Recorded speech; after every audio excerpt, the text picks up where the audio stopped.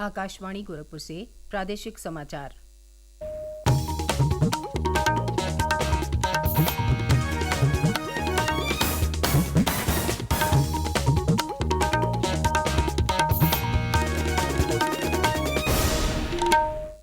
नमस्कार। समाचार बुलेटिन के साथ मैं सुकीर्ति अस्थाना। पहले मुख्य समाचार। मुख्यमंत्री योगी आदित्यनाथ ने कल लखनऊ में काकोरी ट्रेन एक्शन शताब्दी महोत्सव का किया शुभारंभ। कहा, अगले 2 साल में भारत विश्व की तीसरी सबसे बड़ी महाशक्ति बनेगा। मुख्यमंत्री ने प्रदेश स्तरीय सीनियर पुरुष कुश्ती प्रतियोगिता के विजेताओं को किया सम्मानित। कहा, अब सुविधाओं के अभाव में खिलाड़ियों का नहीं होता पलायन।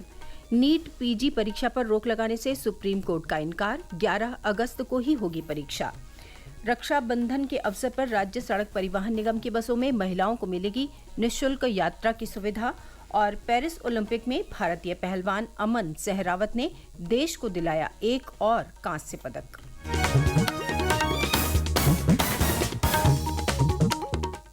और अब समाचार विस्तार से। मुख्यमंत्री योगी आदित्यनाथ ने कल लखनऊ में काकोरी ट्रेन एक्शन शताब्दी महोत्सव के तहत आयोजित वीरों को नमन कार्यक्रम का शुभारंभ किया। श्री योगी ने कहा कि पिछले 10 वर्षों में भारत ने अपनी शानदार यात्रा को आगे बढ़ाया है। भारत अगले 2 साल में विश्व की तीसरी सबसे बड़ी महाशक्ति बनेगा। सबके चेहरों पर खुशहाली होगी। ये तभी संभव होगा जब हमारी प्राथमिकता जाति, मत और मजहब नहीं बल्कि राष्ट्र होगा। श्री योगी ने कहा कि इस महोत्सव का उद्देश्य वर्तमान और भावी पीढ़ियों को काकोरी की वीर गाथा और स्वतंत्रता सेनानियों की वीरता से प्रेरित करना है। इस महोत्सव में स्कूली बच्चे, किशोर और युवा विभिन्न कार्यक्रमों में शामिल रहेंगे। मुख्यमंत्री ने कहा कि 13 से 15 अगस्त तक हर घर तिरंगा अभियान चलाया जाएगा। प्रदेश में 4.5 करोड़ तिरंगे फहराने का लक्ष्य रखा गया है। काकोरी ट्रेन एक्शन शताब्दी महोत्सव के तहत प्रदेश सरकार भारतीय रेलवे के सहयोग से काकोरी शौर्य गाथा एक्सप्रेस ट्रेन चलाएगी। ये विशेष ट्रेन अगले 2 महीने तक पूरे प्रदेश में घूमेगी और लोगों को इस घटना के बारे में जानकारी देगी। काकोरी ट्रेन एक्शन की 100वीं वर्षगांठ के मौके पर कल प्रदेश भर में कार्यक्रम आयोजित करके शहीदों को श्रद्धांजलि अर्पित की गई। कानपुर में प्रदेश सरकार के कैबिनेट मंत्री नंदगोपाल नंदी ने 100 साइकिल सवार स्वयं सेवकों की शहीद स्मृति यात्रा को हरी झंडी दिखाकर रवाना किया। बिजनौर में प्रदेश सरकार के जल शक्ति मंत्री स्वतंत्र देव सिंह ने कार्यक्रम का शुभारंभ करते हुए विकास भवन में काकोरी ट्रेन एक्शन पर आधारित अभिलेख और चित्र प्रदर्शनी का अवलोकन किया। उन्होंने कहा कि देश को आज़ादी दिलाने में हमारे युवाओं ने अपने प्राणों की आहुति दी है और एक लंबे समय तक अपने बलिदानों की गाथा लिखते रहे हैं। उन्होंने कहा कि हमारा कर्तव्य है कि उनके बलिदानों को याद करें और उनके सपनों के भारत का निर्माण करने में सामूहिक रूप से प्रयास करें। जौनपुर कलेक्ट्रेट में शहीदों को श्रद्धांजलि अर्पित की गई और बेसिक शिक्षा विभाग और माध्यमिक शिक्षा विभाग की ओर से बच्चों ने प्रभात फेरी निकाली। फतेहपुर में प्रदेश सरकार के मंत्री राकेश सचान ने शताब्दी महोत्सव के अवसर पर शहीदों और स्वाधीनता संग्राम सेनानियों के परिजनों को सम्मानित किया। अयोध्या जिला जेल में आयोजित कार्यक्रम में मंत्री सूर्य प्रताप शाही ने शहीद अशफाक उल्लाह खान को श्रद्धांजलि दी। मुख्यमंत्री योगी आदित्यनाथ ने कल नागपंचमी के अवसर पर गोरखनाथ मंदिर परिसर में आयोजित प्रदेश स्तरीय सीनियर पुरुष कुश्ती प्रतियोगिता के विजेताओं को सम्मानित किया। इस मौके पर मुख्यमंत्री ने कहा कि प्रदेश सरकार ने ओलंपिक सहित नेशनल और वर्ल्ड चैंपियनशिप में भारत का नाम रोशन करने वाले 500 से अधिक खिलाड़ियों को विभिन्न विभागों में नौकरियां दी हैं।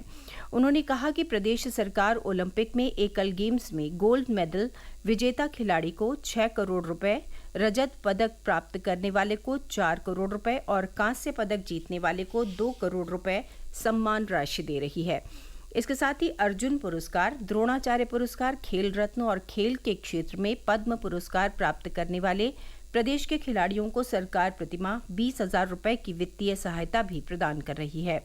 श्री योगी ने कहा कि डबल इंजन की सरकार के प्रयासों का फल है कि अब प्रदेश से कोई खिलाड़ी सुविधाओं के अभाव में पलायन नहीं करता है। उसे सभी प्रकार की सुविधाएं घर के पास ही उपलब्ध हो रही हैं। जन जन में देशभक्ति की भावना का संचार करने के लिए हर घर तिरंगा अभियान 15 अगस्त तक चलाया जाएगा। संस्कृति और पर्यटन मंत्री गजेंद्र सिंह शेखावत ने लोगों से अनुरोध किया कि वो घर पर तिरंगा फहराएं और तिरंगे के साथ सेल्फी लेकर हर घर तिरंगा वेबसाइट पर अपलोड करें। इस दौरान देश भर में 200 से अधिक सांस्कृतिक कार्यक्रमों का आयोजन किया जाएगा और 13 अगस्त को संसद सदस्य और मंत्री तिरंगा बाइक रैली निकालेंगे। हर घर तिरंगा अभियान वर्ष 2022 में शुरू किया गया था। प्रधानमंत्री नरेंद्र मोदी ने स्वतंत्रता दिवस से पहले अपने सोशल मीडिया हैंडल पर अपनी प्रोफाइल फोटो तिरंगे में बदल ली है। श्री मोदी ने एक संदेश में लोगों को हर घर तिरंगा अभियान को एक बार फिर यादगार जन आंदोलन बनाने के लिए प्रोत्साहित किया है। उन्होंने हर घर तिरंगा वेबसाइट पर अपनी सेल्फी साझा करके आज़ादी का जश्न मनाने का आग्रह किया है। भारतीय जनता पार्टी 11 से 13 अगस्त तक प्रत्येक विधानसभा निर्वाचन क्षेत्र में तिरंगा यात्रा कार्यक्रम का आयोजन करेगी। प्रादेशिक समाचार आप आकाशवाणी गोरखपुर से सुन रहे हैं। ये समाचार बुलेटिन हमारे YouTube channel AIR news Gorakhpur और एक्स हैंडल AIR न्यूज़_GKP पर भी उपलब्ध है।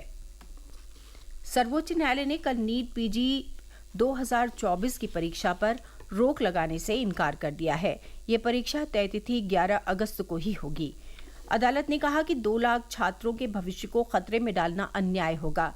याचिका में तर्क दिया गया था कि परीक्षा के लिए निर्धारित शहर परीक्षार्थियों के लिए बहुत असुविधाजनक है। मुख्य न्यायाधीश DY चंद्रचूड़, न्यायमूर्ति JB पारदीवाला और न्यायमूर्ति मनोज मिश्रा ने कहा कि सैद्धांतिक रूप से न्यायालय परीक्षा को पुनर्निर्धारित नहीं करेगा और न ही इतने सारे उम्मीदवारों के भविष्य को खतरे में डाल सकता है। इससे पहले इस परीक्षा की तिथि 23 जून 2024 तय की गई थी। बाद में केंद्रीय स्वास्थ्य मंत्रालय ने अन्य प्रतियोगी परीक्षाओं में अनियमितताओं की खबरों के कारण इसे स्थगित कर दिया था। इस वर्ष 2024 के लिए नीट PG की परीक्षा देश के 500 परीक्षा केंद्रों पर आयोजित की जाएगी। मुख्यमंत्री योगी आदित्यनाथ ने कहा है कि रक्षाबंधन के अवसर पर 18 अगस्त की रात से 19 अगस्त की रात तक राज्य सड़क परिवहन निगम की बसों में महिलाओं को निःशुल्क यात्रा की सुविधा दी जाएगी। मुख्यमंत्री ने इस संबंध में सभी प्रबंध सुनिश्चित करने के निर्देश दिए हैं। उन्होंने त्योहारों को देखते हुए सुरक्षा व्यवस्था के पुख्ता इंतजाम करने को कहा है। मुरादाबाद के जिला अधिकारी अनुज कुमार सिंह ने कांवड़ यात्रा को देखते हुए आज और आगामी 12 तथा 17 अगस्त को मुरादाबाद जिले में महानगर, रामपुर रोड, काठ रोड और दिल्ली रोड के सभी स्कूल कॉलेजों में अवकाश घोषित किया है। इससे पहले 3 अगस्त को जारी आदेश में कक्षा 8 तक के स्कूलों में अवकाश घोषित किया गया था। कल जारी आदेश बेसिक शिक्षा परिषद सहित माध्यमिक विद्यालयों, उच्च शिक्षा, तकनीकी शिक्षा, व्यावसायिक शिक्षा, चिकित्सा शिक्षा से संबंधित जिले की सभी शिक्षण संस्थाओं और कोचिंग संस्थानों पर लागू होगा। पेरिस ओलंपिक में भारतीय पहलवान अमन सहरावत ने देश को एक और पदक की सौगात दी है। पेरिस में देश के इस इकलौते पुरुष पहलवान ने प्यूर्तो रिको के डेरियन क्रूज को 13-5 से हराकर कांस्य पदक पर कब्जा जमाया। इसके साथ ही पेरिस में देश के पदकों की संख्या 6 पहुंच गई है। भारत ने अब तक 1 रजत और 5 कांस्य पदक जीते हैं। ये लगातार 5वां ओलंपिक है जब भारत को कुश्ती से पदक मिला है। वर्ष 2008 के बीजिंग ओलंपिक से पेरिस ओलंपिक तक भारतीय पहलवान हर ओलंपिक में पदक जीतते आ रहे हैं। मुख्यमंत्री योगी आदित्यनाथ ने अमन सहरावत के उत्कृष्ट प्रदर्शन पर उन्हें बधाई दी है। श्री योगी ने सोशल मीडिया पोस्ट के माध्यम से कहा है कि आपकी ये उपलब्धि देश के असंख्य युवाओं के सपनों को उड़ान देने वाली है। राज्य मंत्री दिनेश प्रताप सिंह ने कल बदायूं में बच्चों को एल्बेंडाजोल की दवाएं खिलाकर राष्ट्रीय कृमि मुक्ति दिवस का शुभारंभ किया। उन्होंने कहा कि भावी पीढ़ी का अच्छे स्वास्थ्य पर पूर्ण अधिकार है। इस लक्ष्य की प्राप्ति हेतु प्रदेश सरकार तत्परता से कार्य कर रही है। उन्होंने अधिकारियों को निर्देश देते हुए कहा कि कोई भी बच्चा इस अभियान से न छूटे। अंत में मुख्य समाचार एक बार फिर। मुख्यमंत्री योगी आदित्यनाथ ने कल लखनऊ में काकोरी ट्रेन एक्शन शताब्दी महोत्सव का किया शुभारंभ। कहा अगले 2 साल में भारत विश्व की तीसरी सबसे बड़ी महाशक्ति बनेगा। मुख्यमंत्री ने प्रदेश स्तरीय सीनियर पुरुष कुश्ती प्रतियोगिता के विजेताओं को किया सम्मानित। कहा अब सुविधाओं के अभाव में खिलाड़ियों का नहीं होता पलायन। नीट PG परीक्षा पर रोक लगाने से सुप्रीम कोर्ट का इनकार। 11 अगस्त को ही होगी परीक्षा। रक्षाबंधन के अवसर पर राज्य सड़क परिवहन निगम की बसों में महिलाओं को मिलेगी निःशुल्क यात्रा की सुविधा।